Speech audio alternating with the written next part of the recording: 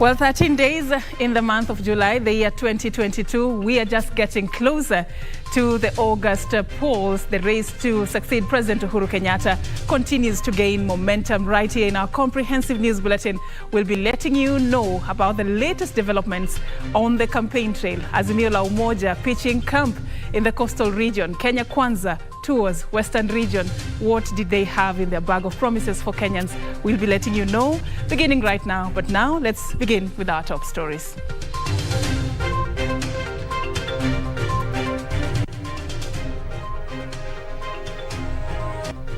Taking up to the campaign trail, President Uhuru Kenyatta drums up support for Raila Odinga.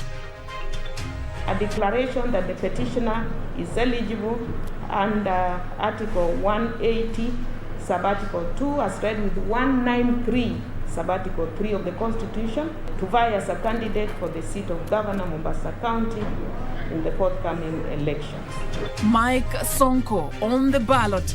Court clears former Nairobi governor to contest for Mombasa gubernatorial seat.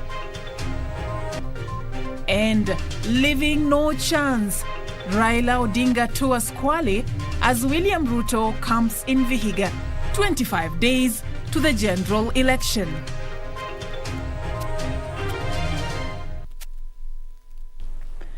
Good evening once again. My name is Serfine Achieng Oma. Later on, I'll be joined by Richard Munga, and Carol Njenga will be bringing us the latest from the world of business and sports later.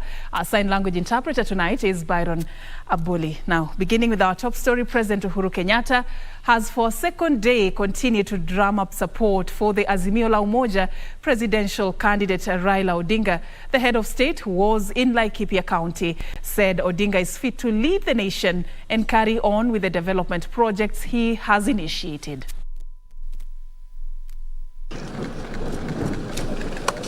President Uhuru Kenyatta was in Laikipia County, where he commissioned the construction of the second phase of the Rumuruti-Maralal Road.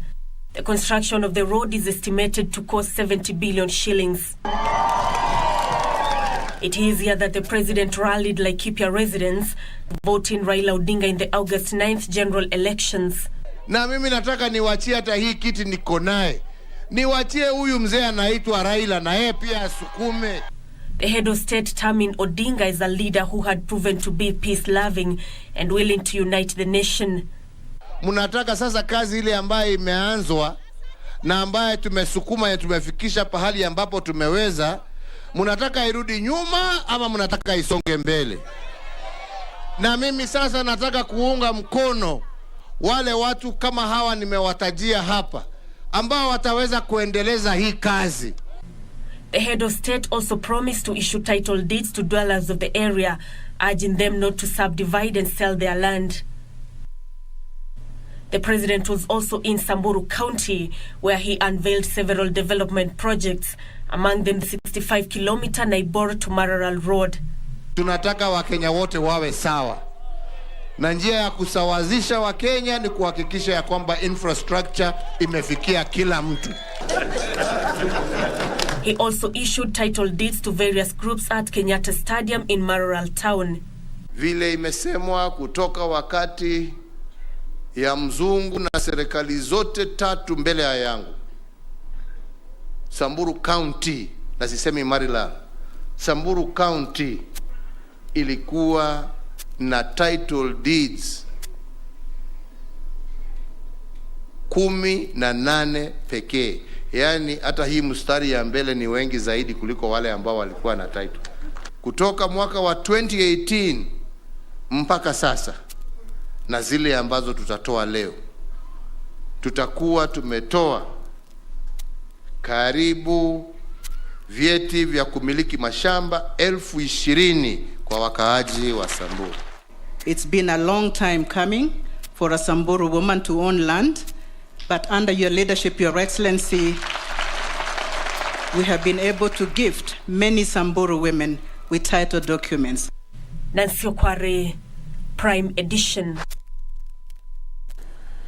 And Interior Cabinet Secretary Dr. Fred Matiang'i has warned politicians against reviving gangs and criminal units as the country heads to the general election. Speaking during the passing out of assistant county commissioners who completed a paramilitary course, Matiang'i said security organs are alert and will not spare anybody intending to destabilize peace. Gishuki Washira reports. 26 days to the general election, the Interior Ministry is assuring Kenyans of a peaceful transition period. Interior Cabinet Secretary Fred Matiang'i held closed-door meeting with police county commanders and regional commissioners to assess the state's preparation towards election. We are satisfied and very impressed by the work that is going on in the regions. Across the 47 counties in Kenya, peace-building activities have been going on, direct engagement in all structures. Matiang'i warning politicians against reviving gangs to disturb peace and achieve political scores. We will be merciless, we will be ruthless if we detect any activity that is akin to trying to resuscitate, create or revive any form of gang activity. And where we detect any of those things, we are alert 24/7. He said the security agencies are working in hand with the IEBC to ensure next month's election is peaceful. All polling stations, according to Matiang'i, have already been reviewed by the Interior Ministry, and measures to secure them before, during and after elections are in place. And what will happen on 9th is what the IBC has said will happen and how IBC will guide us. Because IBC will say officials of the elections are going to be dressed in this manner and they are going to be identified in this manner. And then they will tell the Inspector General of Police within the vicinity of the polling station, people will come peacefully and queue and vote. And after they have gone away, the officials of the elections, whether they are officially identified agents, party representatives and so on, as the case usually is, will be supported to do their work. Now, if you are not one of those, then you know what we are supposed to do to you, we in the security sector. Make sure that we remove you from there because you are a criminal. Earlier, the Interior Cabinet Secretary attended the passing out parade of 451 assistant county commissioners who have completed a paramilitary course at AP Training College in Embakasi. The training is designed to equip the officers with practical skills in grassroots security operations. Ishoki Washira, Prime Edition. Now, former Nairobi Governor Mike Mbowe Sonko has been cleared to vie for the Mombasa gubernatorial seat.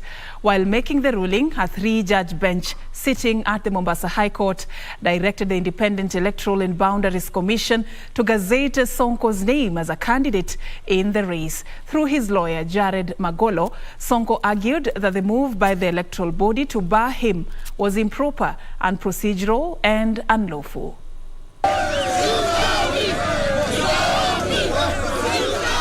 Jubilation rocked the air outside the Mombasa Law Courts after the High Court 3-judge bench cleared former Nairobi Governor Mike Sonko to run for the Mombasa gubernatorial seat. According to the judges, Sonko was deprived of his constitutional rights even after meeting the IEBC legal threshold. They further ruled that both the returning officer and the tribunal acted in the excess of the legal powers in their actions against Sonko, who had presented his degree and its certified copy within the IEBC set timelines. In our view, considering that the petitioner complied with the constitutional, statutory, and regulatory requirements regarding the production of certified copy of degree, they were available, and when he learned about the requirements, he made frantic effort to obtain the original degree and a copy thereof certified by the issuing institution. in less than 1 hour from the deadline. Justices Olga Sewe, Anne Ongijo and Erastus Githinji declared that Sonko was eligible to vie for the Mombasa gubernatorial position in the August poll. A declaration that the petitioner is eligible under Article 180, Sabbatical 2, as read with 193, Sabbatical 3 of the Constitution, as a candidate to vie as a candidate for the seat of Governor Mombasa County in the forthcoming elections. The judges further ruled that IEBC ignored Sonko's pending appeal at the Supreme Court, challenging his infamous impeachment as the Nairobi governor. Meanwhile, Sonko, through his lawyer Wilfred Nyamu, had filed a contempt of court against IEBC chairman Wafula Chebukati over gazettement of candidates in the Mombasa governor elections. However, IEBC through lawyer Edwin Mukele opposed the contempt of the proceeding application, arguing that it is ready to comply with the judgment delivered. However, the three-judge bench directed Sonko's lawyers to file and serve respondents on the contempt of court application and appear on Friday for a mention to confirm compliance of the orders to IEBC. Outside the court premises, Sonko's running mate Ali Mbogo exuded confidence that they shall win the 9th August elections and urged their supporters to join them in hitting the ground running and engage in rigorous campaigns in the remaining days to deliver a win. Hatuwezi kusema tumeshinda uchaguzi, tumeshinda mahakamani leo, lakini kazi kubwa iko mbele yetu, na mimi nina imani watu wa Mombasa watasimama kidete kuhakikisha tarehe 9 tumetangazwa kama washindi, gavana na naibu wake, kuhakikisha Mombasa imeleta mabadiliko ambayo tumeyasubiri kwa miaka 10. Prime edition from Mombasa County, I am Anburu. Still on the August 2022 race, the Azimio coalition is calling on their opponents to accept the outcome of the August polls if the coalition emerges victorious in the general election. The coalition's flag bearer Raila Odinga, who staged a second-day tour at the coastal region in Kwale County, at the same time urged the electorate to embrace his agenda of liberating Kenyans from the grappling economic status.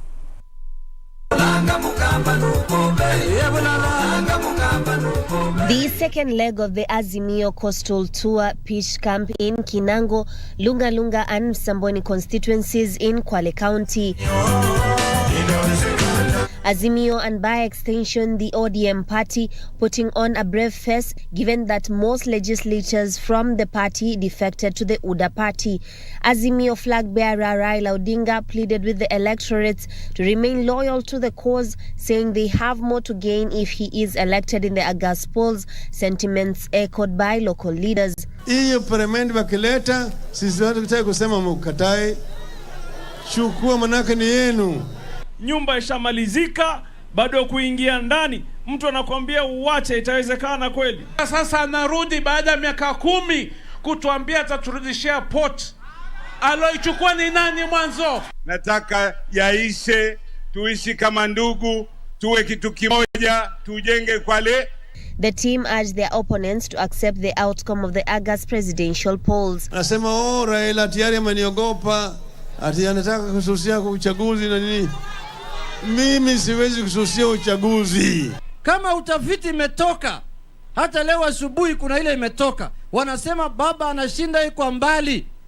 Kubali yaishe. His running mate Martha Karua called on women to support her cause and vote as a bloc. The coalition proceeds to Mombasa County tomorrow as it continues with its coastal tour as it seeks to harvest the 1.3 million electoral basket. Juni Karisa Mbele from Kwale County.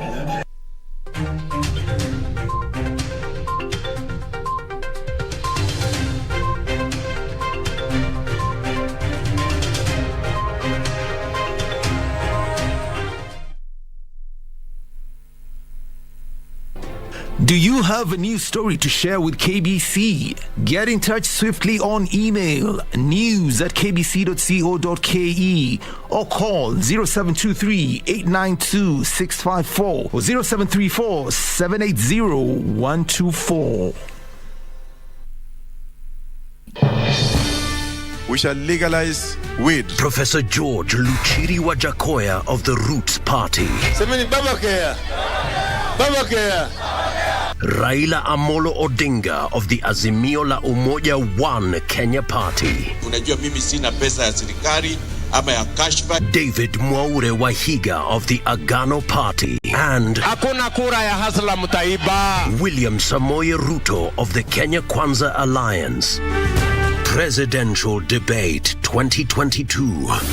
Do not adjust your sets.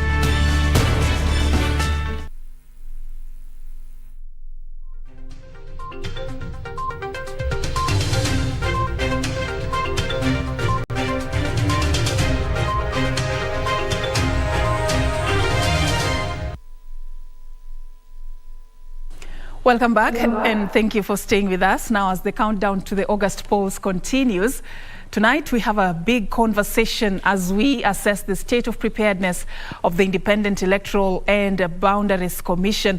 Kamche Menza will be representing us in this joint media production just to have a sit down with the chair of IEBC to break down how much ground the commission has covered and emerging issues as we prepare for this election. That will be coming your way a little bit later in the course of this broadcast, so keep it KBC Channel 1. Now, moving on to matters politics still, Deputy President William Ruto has maintained his stance that the Independent Electoral and Boundaries Commission should be allowed to work without undue pressure. Speaking in campaign rallies in Western Kenya, the DP said that IEBC should be allowed to work independently without political interference. Achola Simon with details. Deputy President William Ruto continued with his charm offensive across the country as he seeks to woo a majority of registered voters to cast their votes in his favor in the coming general polls. Jameni watu wa Nyamira, nimekuja kuomba kura yenu. Mtanipatia kura yenu? Naomba kwa unyenyekevu, mtanipatia kura yenu? In unprecedented marathon of political rallies in a single day, the Deputy President led his team in a series of rallies in Kakamega County, Vihiga, Nyamira, before winding up his busy day in Migori County. Wacha kusumbuana na Chebukati, wacha kusumbuana na IEBC, wachana na register. Hiyo ni mambo ya clerks. Wewe unashindana na mimi niko tayari kuonana na wewe mundu humundu. The electoral body has come under attack for their insistence of the utilization of the digital voter register only in the coming poll. Tunaongea mambo ya ajira, vijana, miaka nenda, miaka rudi. Saa hizi mahali tumefika, tuko na vijana 500,000 wamemaliza shule, wako na certificate, wengine diploma, wengine degree, na hawana ajira. Ni kweli ama si kweli? So hatuwezi kuendelea na mzaa ambayo tumekuwa nayo. Na sisi tunakuja kuwaletea agenda yetu ya kubadilisha nchi yetu, kila Mkenya abadilishe maisha yao. DP will continue with his rallies on Thursday with several rallies planned in Narok County, Nyamira and Migori counties. Mnasema tubadilishe, tuanze na chini ili tupange ajira hawa vijana. Achola Simon, Prime Edition, Migori County. Ninapomwamini. Thank you, Achola Simon, for that. Now it's time for the latest from the world of business, and I hand it over now to Carol Njenga. Thank you, Serfine, for that. We'll be looking tonight at the technological solutions that most businesses are applying now to look at other stories that are making headlines this evening. Employers are struggling to sustain the current wage bill, which was raised by 12% in May by the government. The Federation of Kenya Employers Chief Executive Jacqueline Mugo says this has been compounded by poor business environment due to the impact of COVID-19 scourge and the looming general election. Mugo is warning that there could be massive layoffs if the business environment does not improve going forward. Kenya's business environment has been very tricky due to a worsening global economy and the COVID-19 pandemic that has led to many layoffs and redundancies. The situation has now been worsened by the ongoing political climate that has seen many investors get into a wait-and-see mode. We only have about 19.1 million Kenyans working, either informal or the formal. So the unemployment rate is quite high, sitting at about 12.3 million. And most of these job seekers are youth. So they're active people. They know what's happening in the rest of the world. Most of the people lost jobs. Those and the initial essential things which are the common mwananchi uses were not affordable as well, and that has been as a result of also the high cost of living that we have currently. During the Labor Day celebrations on 1st of May, President Uhuru Kenyatta announced a 12% rise in the minimum wage in a bid to cushion workers from the rising inflation. It's very important that Kenyans going out to seek jobs do so in a regular fashion. They are registered with an employment agency, they are known to the Ministry of Labor, so that their terms and conditions of service are in line with the agreements that our government signs, the bilateral labor agreements with these other countries. According to Gerald Mudoko, who runs a grocery store in Nairobi, he was forced to lay off 4 workers due to COVID-19. Kazi ilikuwa inaenda poa, nilikuwa na wafanyakazi tuseme 6 hivi, lakini wakati COVID ilikuja ilikuwa ngumu. Nilikuwa napata kidogo, singekuwa naweza kulipa wafanyakazi wote. Citizens are now urging the government to come up with an economic rescue plan to save jobs and boost the business sector. The only way the government can assist, it should assist people to get soft loans so that they can be able to know what to do to be self-reliable. Reporting for Prime Edition, I'm Terry Njenga. Now, West Pokot County is set to purchase and slaughter over 1,000 heads of cattle in a bid to prevent livestock losses to the adverse drought facing the area. The livestock will be purchased at 20 million shillings from farmers, slaughtered, and free beef given to the residents.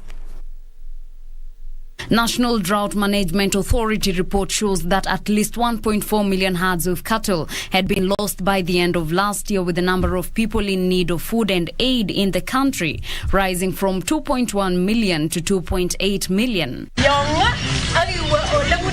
Over 200,000 residents in West Pokot have been affected by hunger, pushing the government to buy and slaughter livestock to cushion farmers against drought effects. The program will provide free beef to the farmers and prevent loss of animals to drought. Livestock will be slaughtered across all the 4 sub-counties where drought has affected cattle, with each animal being purchased at 15,000 shillings. The exercise will benefit over 13,000 households. Serikali imekuja na program kuweza kununua zile imedhoofika, na baada ya kununua pia waweze kuwachinjia nyama ili wananchi wa sehemu hii waweze kupata chakula kutokana na hizo ng'ombe pamoja na mbuzi. The residents, however, are asking the government to provide a long-term solution to food insecurity. Hii project ya serikali inasaidia kidogo sababu ya ukame ya muda mwingi ambayo imeingia area hii. Nafikiri wangebadilisha hii mtindo waweke irrigation. Reporting for Prime Edition, I am Teresa Mutai. Teresa Mutai for that report. We're going to take a short commercial break, and when we come back, Richard Munga will be bringing you the sports. As for me, that is it. My name is Caroline Jenga. Have a good night.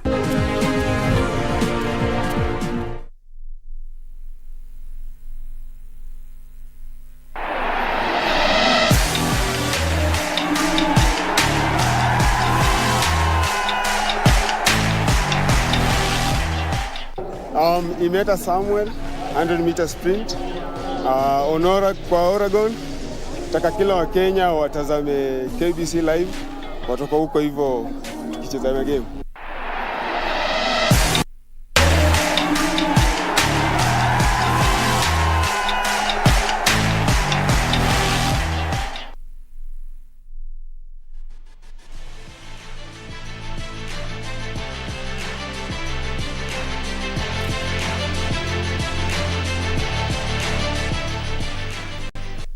Well, good evening and thank you for joining us for KBC Sports. I'm Richard Munga. Africa 100 meters champion and record holder Ferdinand Omanyala is still stranded in Nairobi waiting for a visa to travel to the United States for the 2022 World Athletics Championships in Oregon, United States. Speaking to KBC Sports on phone, Omanyala said he is yet to receive a communication from the American Embassy regarding his visa. He says he is optimistic he will travel to the United States on time to take part in the 100 meters race that is scheduled to be held this Friday. Despite the visa problems, Omanyala exuded confidence he will perform well in his first ever World Championship appearance in Oregon.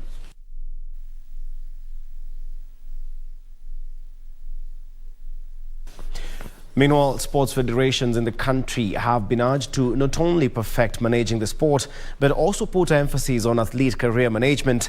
Speaking during a training for presidents and secretaries of federations, sports management consultant Wanjiku Mwendo advised federations to make sure athletes are able to balance between careers, education and post-career. The National Olympics Committee of Kenya conducted a training for presidents and secretaries of federations focusing on sports pathways and modern sports games and management systems. The training was conducted by sports management consultant Wanjiku Mwendo and Felix Achieng. Wanjiku took the federations through career management and the role of federation in athletes' life, urging them not only to be perfect in managing the sport, but also put emphasis on athlete career management. Their job description basically is about managing the sport, and that has been for the longest time. But it is a high time that we as federations start thinking about managing the athlete career, the athlete's career that expounds basically just outside the box of sports management. Felix Achieng urged federations to make certain that athletes are able to balance between careers, education and post-career. We want it to be by choice, we want it to be deliberate, we want to encourage and support and work in conjunction with the different federations to ensure that when our athletes go through the progressive performance model, when they perform at the top, it is because of some of the support, some of the models and some of the capacity that we've built. In attendance was NOC Executive Committee led by NOC President Paul Tergat, Second Deputy President Waithaka Kioni and Secretary General Francis Mutuku. It's one of the things you committed ourselves to do as a National Olympic Committee is to build capacity. And this capacity, one of the focus area, and that is why the training today is at the leadership level. The Team Kenya, which will be traveling to Birmingham Commonwealth Games, is expected to depart for United Kingdom in batches next week. For Prime Edition Sports, I'm Daniel Mwendwa. Well, that's all the time we had for sports tonight. But as I say my goodbyes, don't go too far. Serfine Achieng is on the other side of the studio, of course, ready to introduce the much-awaited interview. Serfine.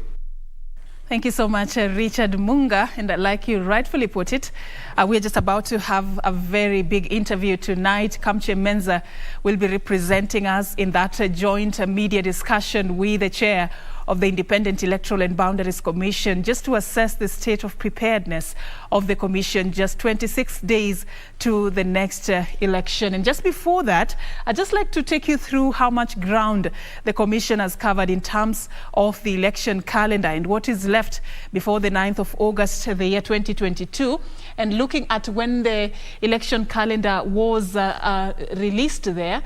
According to what we have received from the Commission, is that it was supposed to begin by just having all those who are hoping to vie for different political seats who are public officers to resign. They were supposed to resign from their positions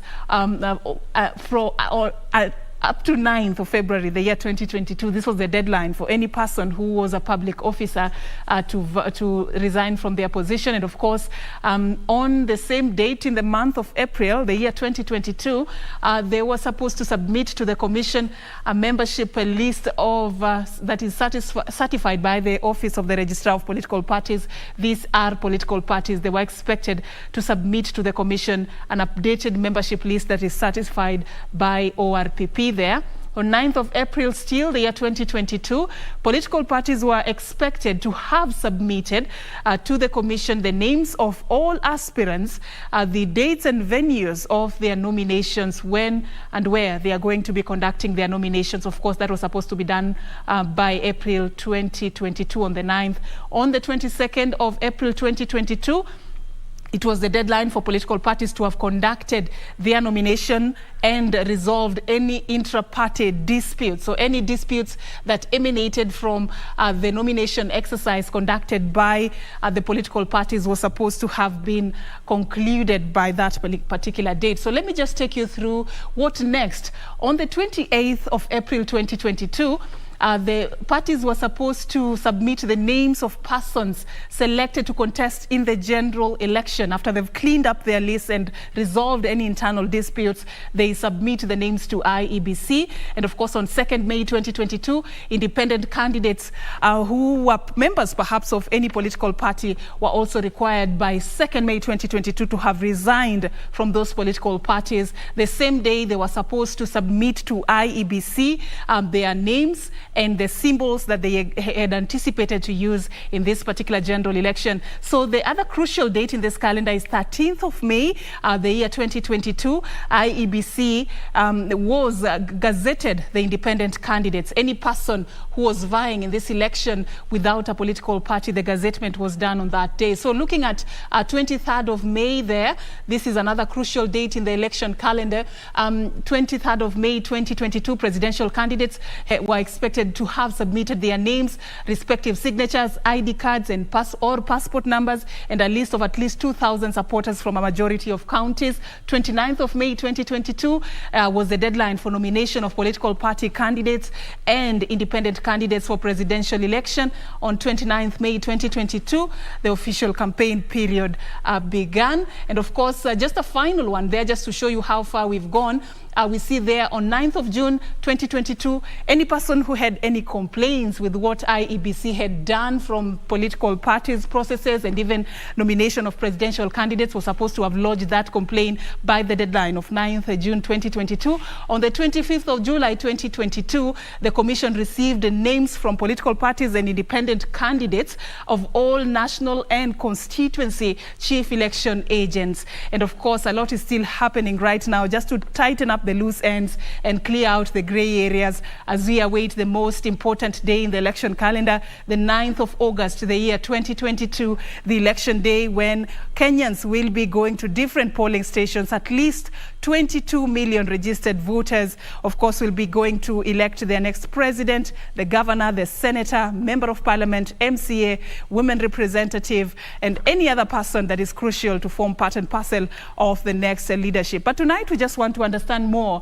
about what the Commission has done so far, what is left, what are some of the key challenges they have experienced, and of course, how they are dealing with this to assure Kenyans of a free, fair, and a credible election. And we have our very own Kamche Menza, who will be having a sit down with the chair of the Commission, Wafula Chebukati, to break this down for us. And that is how we wrap it up right here on Channel 1 Prime Edition tonight, as we hand you over to that much awaited interview by the chair of the Independent Electoral and Boundaries Commission.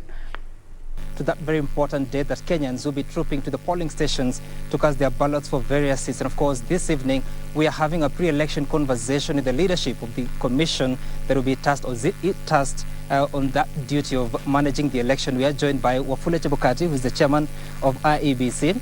We're also joined by Hussein Marjan, who is the Chief Executive Officer of IEBC, and of course the Commission Secretary of IEBC. Of course, I'm here with a team of ladies and gentlemen from different stations, and I want to introduce them. From my far right, that is Ken Mijungu from KTN News. Then we have Abubakar Abdullahi from TV47.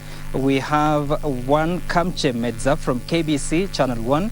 And we also have on this other side, on my left, we have Ayub Abdul Kadir from K24, and of course Kennedy Muridi from NTV. And of course, this evening we'll be talking about different issues as we ride towards that very important date. We'll be talking about the trust concerns in the Commission. We'll also be talking about the integrity question, especially when it comes to the clearance of candidates, with so much happening at a time that different stakeholders have raised questions about how IEBC has conducted itself, and also be spending some time to look at the election processes and especially what must be done come the election day and the days that will follow. My name is Sam Gituku from Citizen TV, and I'll be sure to be taking you through this and with my colleagues. So let's begin with you, Chairman Wafula Chebukati, on the question of trust. How come that different stakeholders over the past few days and weeks have been losing confidence in you? And I want to use one case in point. That is Martha Karua, the running mate of the presidential candidate of Azimio la Umoja, just recently said that they do not have trust in you. You also don't have trust within yourself, and you're not briefing them on every step of the way, and they feel you've been dodging questions. Why? Thank you, Sam, for that question. I'm not aware about Mother Karua's statement on the issue of trust, but we treat all our stakeholders, and especially candidates, we treat them with all the respect we have. We give them all the information they require, and I'm not aware about that statement you're talking about. But on the question of trust, I mean, when people raise concerns, especially how you're conducting yourself, they feel there's a bit of opaqueness.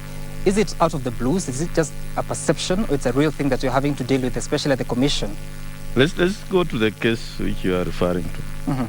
If it's about Azimio, I remember very well that letters have been written to us, and in most cases responses have been given. We engaged presidential candidates and running mates in a meeting and went through a lot of issues and explained almost all the issues